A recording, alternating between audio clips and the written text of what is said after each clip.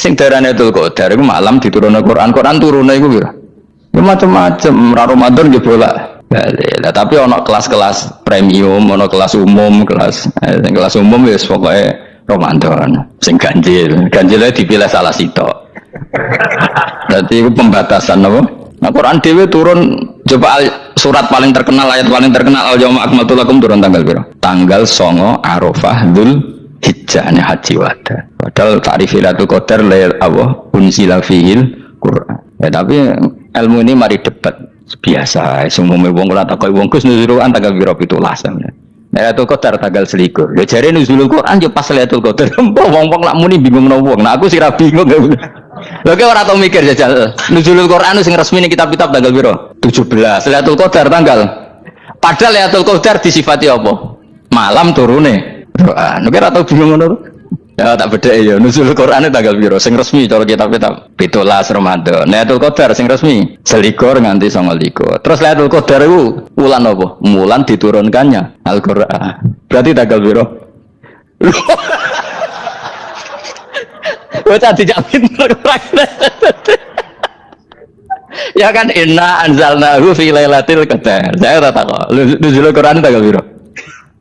17. Lailatul Qadar 21. Terus Lailatul Qadar ku malam diturunkannya Al-Qur'an turun tanggal 17. Berarti Lailatul Qadar tanggal ada deh kan. Ora tau iskal yo gumen wong-wong. Yo kok penak weh. Mulai jadi wong alim loro, kan ora usah mari eskal. Panggilan. Lailatul Qadar kan lho. Saiki pinter. Tadi apa, Mas? Gitu Mas, berarti kelewat. Jadi ilmu itu kabeh bingung no kan. Ya saiki ya Lailatul Qadar itu sifatnya apa? Inna anzalnahu fi lailatul. Normalnya kan ainun nuzulil Quran yo ainul lailatul Qadar. Berarti tanggal berapa? Dorawadi lagi. Innalillahi wa inna ilaihi raji'un. Kita warai ilmu cara wong alim. Meskipun sampean boleh bantah siji yo kadang keterbatasan ilmu. Nomor loro hasud, bantah kan sebagai macam-macam. Hasud, nomor telu bantah go kegiatan. Kayak wong kuliah nak agak kritis kan darani ra pinter. Jadi cocok lah ya kudu bantah. Engko khas-khasan cerdas apa? Nomor 4 bantahan itu sifat wong wedok. Menang kalah protes. Berarti kowe ora lanang, berarti wedok tukang protes wedok. Nomor 5 bantah itu berarti dia punya keiskalan tapi nggak bisa keluar dari keiskalan itu. Jadi problem Anda ditimbangkan ke saya, itu ya ora sopan. Problem-problemnya dewe kok ditimbangkan ke saya. Begini terangno. Hukumnya Allah Ta'ala itu ada yang berstatus itu lugu. Lugu itu ya lugu ummi. Karena agama ini memang ummi. Ummi itu lugu. Sehingga agama ini tidak perlu diterangkan. Ketika Abu Hanifah, agama ini ketika datang, itu orang lugu. Lugu itu murni. Murni itu proporsional. Sehingga sifat ummi itu baik. Misalnya saya bilang gini, rumah awas kena keliru. Kalau kamu sholat itu batal kalau makan. Itu ukurannya 1 upo apa 1 piring? 1 upo kan? Itu sudah batal. Terus kalau saya bilang gini, cong nak tamu keimangan, ini sak piring tak saupo. Enggak jawab ya. Sak piring, orang iso misal, oh tak keimangan, gue sak upo penting. Nah, lalu Anda ditanya gini, lalu definisi makan itu apa? Memasukkan 1 piring ke mulut, apa 1 upo ke mulut? Dalam bab sholat, 1 upo ke mulut itu makan. Tapi dalam bab hormat tamu itu 1 piring. Setuju ya? Tak warai pinter kayak. Ayo tak warai ya. Wes setuju ya? Wes pinter. Lo jawab wes pinter. Bro. Lailatul Qadar ya kok. Misalnya Lailatul Qadar menjadi super karena ada sesuatu yang super turun yaitu Lailatul Quran. Jadi menjadi super karena yang turun adalah sesuatu yang super dan itu artinya tanggal. Loh, salah nih aku cek. Iku utek tanggal 21 kabeh sing ngaji ning kene. Oh jelas inna anzalnahu fi lailatul qadr. Rujuke ning ndi? Quran kan? Wa ma adraka ma lailatul qadr. Lailatul qadri khairum min alfi syahr. Makanya Lailatul Qadar itu ya bisa saja tanggal 1 kemarin sudah kelewat. Mbok entah ini jebelis baris dada atau mungkin Sa'ban. Jadi perdebatan ulama tentang Lailatul Qadar. Malah ada wali yang bilang saya tiap hari mendapat Lailatul Qadar. Nah, itu malah ra kelas meneh wis malah pusing, malah napa? Pusing.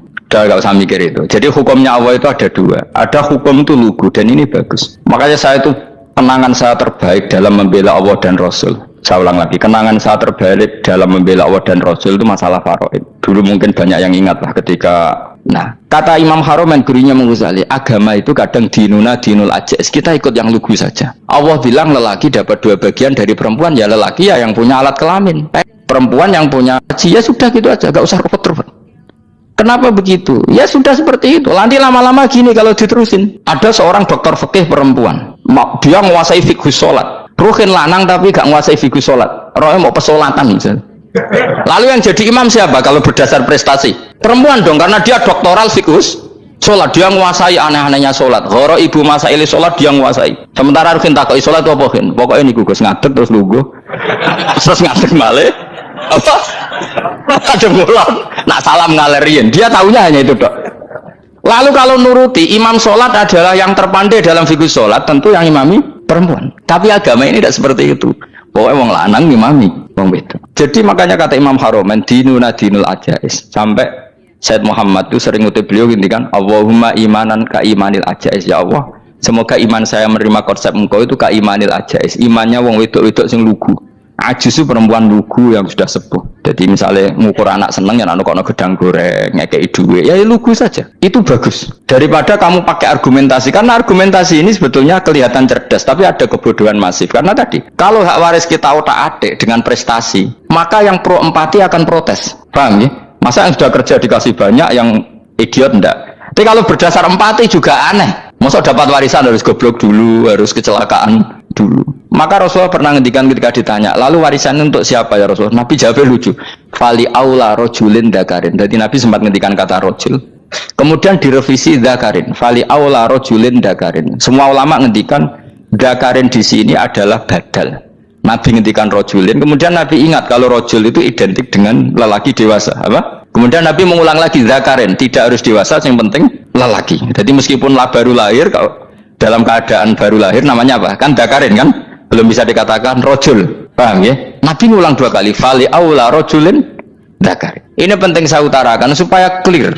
Jadi agama itu gak usah diotak-atik. Ya itu tadi misalnya imam sholat itu lelaki. Ya sudah lelaki. Lelaki itu apa? Yang punya alat kelamin lelaki. Jangan dibalik ini. Yang dikatakan lelaki itu orang kuat. Jika meskipun perempuan kalau kuat, misalnya perempuan anggota poluan, lelakinya cemen, idiot, maka imamnya perempuan gitu. Karena makna lelaki adalah kuat. Ini keruwetan. Jadi agama itu tidak seperti itu. Nah sekarang kembali ke pilihan. Yang dikatakan pilihan itu orang hebat. Apa yang dipilih? Apa berdasar definisi? Apa berdasar kehendak yang milih? Ya kok mulai do pinter, tumben do pinter. Alam raya ini milik Allah. Dan semua di alam raya ini milik Allah. Maka dipilih tidak dipilih itu terserah yang punya apa terserah kita. Apa terserah kriteria, apa terserah definisi. Dalam konteks kita sebagai objek diambil, tentu terserah yang punya. Kemudian Allah bilang, orang-orang itu saya pilih. Nah kalau milihnya Allah berdasar kepunyaan, tentu Allah boleh dong memilih orang yang sebetulnya berstatus dolim. Ya tapi ya tetap dia dolim, tapi ya tetap dipilih. Kenapa ya? Karena Allah yang punya. Saya misalnya orang kaya, boleh nggak punya HP buruk? Boleh kan? Terserah saya. Saya orang kaya, beli HP mahal, medium dan paling buruk, boleh enggak? Boleh, saya yang punya. Enggak boleh, Gus, dengan orang kaya harus beli HP yang mahal. Yang bilang harus siapa? Nah, kegoblokan kita ini seperti ini. Nak sung sugih HP ini kudu larang. Nak wong alim kudu bojone ayu. Sing kudu darani kudu ayu ku sapa? Nak maji jalan yang dumdu swarga. Lho kudu iku sing swargane mbam tapi kudu. Nah, ya sama seperti manusia tetap manusia, meskipun apapun dia ya manusia. Ya tadi misalnya manusia itu siapa? Ya manusia itu ya manusia. Terus kamu bikin orang yang standar ideal manusia adalah yang berperilaku baik, yang nggak pernah salah. Kemudian kalau Zaid itu maling berarti tidak manusia. Terus barangnya optek. Tidak bisa, makanya kembali lagi dinul ajais. Kamu bikin definisi manusia itu tidak usah seangkuh itu. Manusia seperti ini manusia ya sudah, maling ya manusia, orang soleh ya manusia, orang sedengan ya manusia. Lelaki itu apa? Yang punya alat kelamin itu lelaki, titik, sudah. Sehingga nanti warisannya ya dia lelaki, sholatnya dia bergaya. Kamu tidak usah bilang gini, lelaki adalah yang cakap memimpin, yang maco, yang kuat.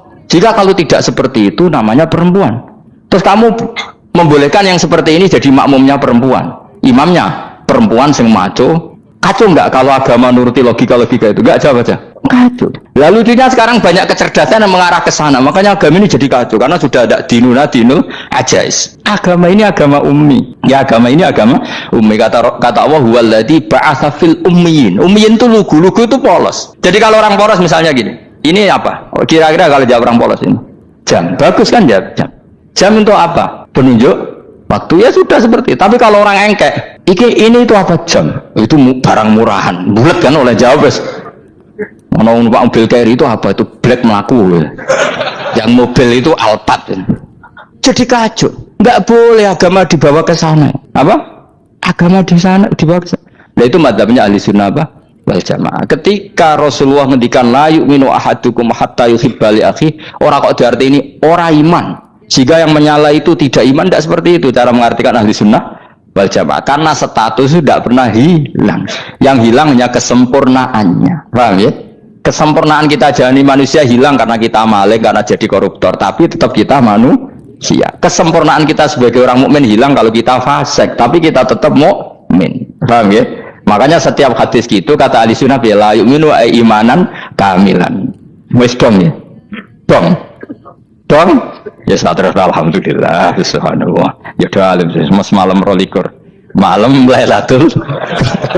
Aku kadang melok goblok aduh. Saya tuh sering dididik sama bapak saya, sekumpul wong akeh ya kudu melok goblok guys. Makanya bapak itu kalau ada orang pidato, bapak kan juga nggak suka pidato juga, tapi ya kerso kadang-kadang, saya pun kadang-kadang kerso. Asal sing ngutus pernah guru, pernah sepuh kadang kerso. Nah, bapak nak bahas pengajian ngomongin balik dari bapak, malah bingung, ngomong apa wae. Coba kita dengan PD-nya bilang Lailatul Qadar itu 21 sampai berapa? 29. Lailatul Qadar. Warna iki malam Lailatul Qadar. Lalu Lailatul Qadar keren tuh karena apa? Karena nuzulul Quran. Lalu nuzulul Quran tanggal 17. Lalu Lailatul Qadar tanggal berapa? Oh, ada nih. Alhamdulillah. Tapi ini jangan jadi keiskalan yang masuk itu sudah difitnah itu. Coro Gus Bak, ya coro Gus Bak, coro Quran ngawur gitu. Sembrono. Memang aku tidak pendapat tentang Quran dan ayatnya seperti itu. Maka yang benar Lailatul Qadar itu kata ulama-ulama dulu orang yang beramal soleh, ya itu sudah anggap saja dapat Lailatul Qadar. Orang itu rawusan dulu esok dulu srengenge blerengen ta ora. Nek ora blerengen berarti untuk Lailatul Qadar. Jan mendung kan blereng iki. Terus bumi angite sayup-sayup. Anggere dini hari ya sayup-sayup blok aneh-aneh wae. Lah nek pikir sego ora berarti wong laut gak taran untuk Lailatul Qadar. Ke segoro gitu langine bianter.